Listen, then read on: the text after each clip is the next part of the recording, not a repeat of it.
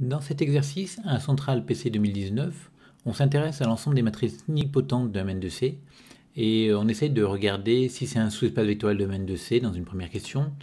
Puis dans une deuxième question, on essaye de trouver le sous-espace vectoriel engendré par l'ensemble des matrices nilpotentes. Donc vu la deuxième question, on se rend bien compte que dans la première question, ce ne sera pas un sous-espace vectoriel, parce que sinon le sous-espace vectoriel engendré serait lui-même.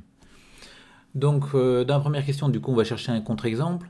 Et pour ça, on va prendre deux matrices nilpotentes bien connues. Donc je vais prendre A, qui est une matrice avec un 1 au-dessus de la diagonale et des zéros partout ailleurs. B, la matrice avec un 1 au-dessus de la diagonale et des zéros ailleurs. Et quand on regarde A carré, ça fait 0, B carré, ça fait 0. Donc A et B sont bien nilpotentes, vu que O carré, elle valent 0. Par contre, quand on s'intéresse à la matrice C qui est égale à A plus B, ça nous donne la matrice avec une entité diagonale égale à 1 et une diagonale égale à 0. Et quand on calcule C au carré, ça fait I2. Donc pour tout n dans n, quand on va calculer Cn, ça va faire soit C si n est impair, soit I2 si n est pair. Donc pour faire ça, il suffit d'écrire n sous la forme 2k plus 1. Et on va donc écrire que c'est C2 puissance k fois C, dans le cas où n est impair. Et donc C2, ça fait identité, donc puissance k, ça fera toujours identité, fois C, ça fera C. Et dans le cas où n est pair, on va écrire n sous la forme 2k. Et on pourra du coup écrire que c'est C2 puissance k, donc ça fera I2 puissance k, c'est-à-dire I2. Donc en tout cas, on obtient que toutes les puissances de C ne s'annulent pas, donc C n'est pas nilpotente. Du coup, on vient de démontrer que l'ensemble des matrices nilpotentes n'était pas stable par somme, parce qu'on a pris deux matrices nilpotentes, on a fait la somme, on obtient une matrice qui ne l'est pas. Donc du coup, ce n'est pas un sous-espace vectoriel de M2 de C. Alors ici, il faut bien voir que j'ai fait ça dans le cas n égale 2, mais si on veut faire ça dans le cas plus général n quelconque, il suffit de prendre des matrices par bloc, où on va faire un premier bloc de 2 en haut à gauche, où on va mettre A, et puis on mettra des zéros de partout ailleurs. Cette matrice sera bien nilpotente, elle vérifiera A, enfin le carré sera égal à 0. Pour la matrice B, on va faire pareil avec le petit bloc en haut à gauche et des zéros de partout ailleurs. Et on va considérer pareil la somme des deux matrices. Et le bloc qui est en haut à droite va se multiplier par lui-même en permanence, parce que la matrice sera diagonale par bloc. Et du coup, on verra bien que cette matrice-là ne fera jamais 0, donc on gardera bien la non-stabilité par somme. Donc quoi qu'il en soit, l'ensemble des matrices nilpotentes n'est pas un sous-espace vectoriel de Mn de C. Bon, alors ensuite, on vous demande de déterminer le sous-espace vectoriel engendré par une matrice nilpotente, donc ce n'est pas une question vraiment simple ici, mais on peut regarder, on va avancer un peu brique par brique. Donc d'abord, on va prendre une matrice nilpotente, donc ça veut dire qu'il existe un P tel que n puissance P égale 0. Et on va prendre lambda une valeur propre de n, et avec x un vecteur propre associé. Alors on a nx égale lambda x, et par récurrence immédiate, on va obtenir que n puissance nx est égal à lambda puissance nx. En particulier, si on prend n égale p, comme on a n puissance p égale 0, on aura n puissance px, ça fera 0x, donc 0. Et d'un autre côté, n puissance px, ça fera lambda puissance px. Et donc, comme on a 0 égale lambda puissance px, et comme x est non nul, parce que c'est un vecteur propre, on aura lambda puissance p égale 0. Donc lambda appartient plutôt ici au singleton 0. Du coup, on vient de démontrer par ce moyen que le spectre était inclus dans 0. De plus, on sait que le spectre n'est pas vide. Pourquoi? Parce qu'on est sur C, donc on considère des matrices de taille n. Et donc le polynôme caractéristique de ma matrice n, ça va être un polynôme unitaire de degré n avec n non nul. Donc ce polynôme unitaire, il aura des racines sur C, et ces racines seront des valeurs propres de n. Donc à partir de là, on sait qu'il y a au moins une valeur propre.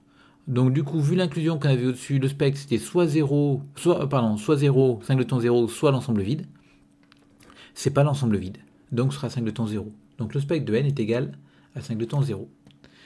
En plus, toujours parce qu'on est sur C, le polynôme caractéristique de n va être scindé. Donc n va être semblable à une matrice triangulaire, avec sur la diagonale les valeurs propres de n. Donc on dit que n est triangularisable.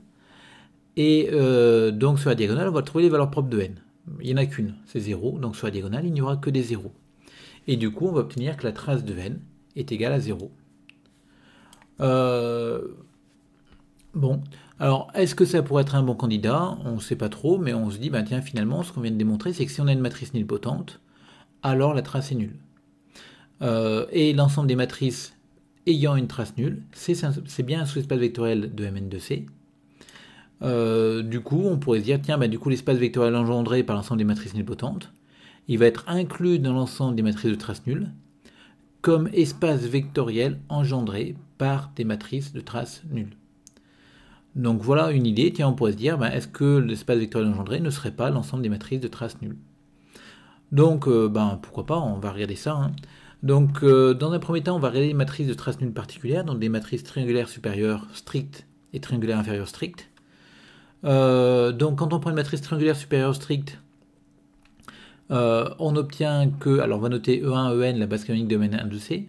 Donc, on a T de vec de 1 égale 0, 5 de temps 0. Et pour tout cas, dans 2n, l'image par T de vec de I, ça va être vec de EI, et vous remarquerez qu'ici on en perd un indice à chaque fois. Donc ça, on va le lire sur la matrice, il suffit de regarder un petit peu les images par T de chacun des vecteurs, mais on voit qu'à chaque fois qu'on applique T, en fait, on perd un indice ici. T de 2 égale 1, T de 3 égale 2, etc. Ce qui explique que quand on applique T à ce vecteur-là, eh ben en fait, on va perdre un indice ici. Bon, alors du coup, on va pouvoir montrer par récurrence, alors j'ai mis par récurrence, je ne le fais pas, mais on sent bien que quand on va du coup appliquer P fois l'endomorphisme T, ben en fait ce qui va se passer c'est qu'au niveau de l'indice, on va perdre P indice.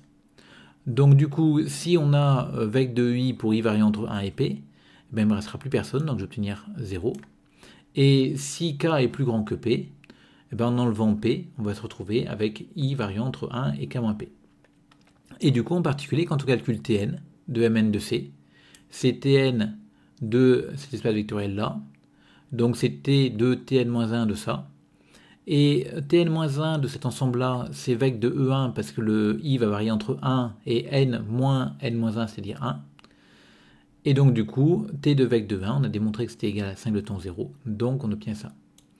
Donc du coup, ce qu'on vient de démontrer, c'est que Tn a une image qui est restreinte à 0, donc Tn est nul.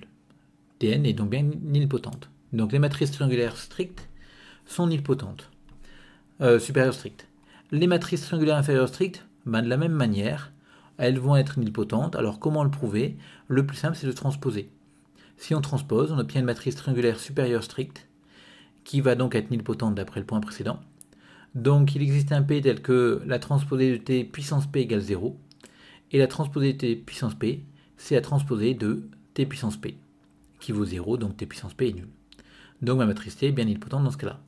Donc finalement, toutes les matrices triangulaires strictes, que ce soit inférieures ou supérieures, vont être nilpotentes. Maintenant, l'idée qu'on va avoir ici, c'est d'essayer de démontrer que quand on prend une matrice nilpotente quelconque, elle va s'écrire comme une somme de matrices de traces nulles, auquel cas on aura gagné. Parce qu'elle sera bien dans le vecteur de... quand on va prendre une matrice de traces nulles, on va démontrer qu'elle s'écrit comme une somme de matrices nilpotentes et on aura gagné.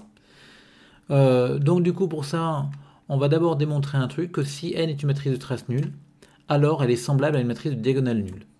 Alors pour démontrer ce truc-là, on va faire la même chose que dans l'exercice numéro 983, donc pour lequel j'ai fait une vidéo. Et ce bloc-là, je ne vais pas le commenter, je vais passer directement à la fin. Donc on va admettre que si n est une matrice de traces nulles, elle est semblable à une matrice de diagonale nulle. Donc tout ça, je passe. Et du coup, quand on prend une matrice de traces nulles, elle va s'écrire sous la forme Pn, P-1, où n est une matrice de diagonale nulle.